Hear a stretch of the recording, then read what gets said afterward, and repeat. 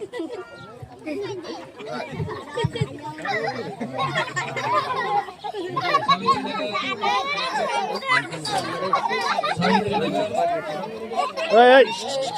बुद्धविहारमध्ये आम्ही कार्यक्रम घेतला, बाबासाहेबांना अभिवादन केलं, तिथे डान्स झाला, तिथे भाषण झाले, तिथे सत्कार झाला.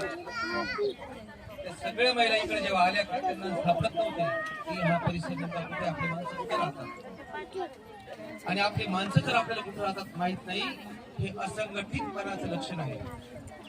म्हणजे आपण एकमेकांविषयी विकास आहे, आपलं भविष्य आहे, आपल्या सर्व संस्थांमध्ये सामावलेलं आहे.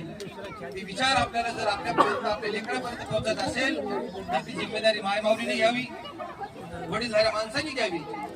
बाबासाहेबांचा त्याग जोपर्यंत तुम्ही सांगणार नाही त्यांना, बाबासाहेबांनी काय काय केलं जोपर्यंत तुमच्या पिढीला सांगणार नाही, तुम्हाला तुमच्या आई वडिलांनी सांगितलं, तुम्हाला तुमच्या गावातल्या लोकांनी सांगितलं, तुम्हाला तुमच्या शहरातल्या लोकांनी सांगितलं, तुम्हाला प्रबोधनकारांनी सांगितलं, तुम्हाला गीतकारांनी सांगितलं, वामनदादा कर्डक सारख्या सूर्यानी सांगितलं गाण्याच्या माध्यमातून की बाबासाहेब काय होते. आता वामनदादा कर्डक नाही, वामनदादा कर्डकचे गाणे आहेत, प्रबोधनकार पण आहेत, पण तुमची जिम्मेदारी आहे की ते बाबासाहेब तुम्ही तुमच्या लेकरापर्यंत पोहोचा.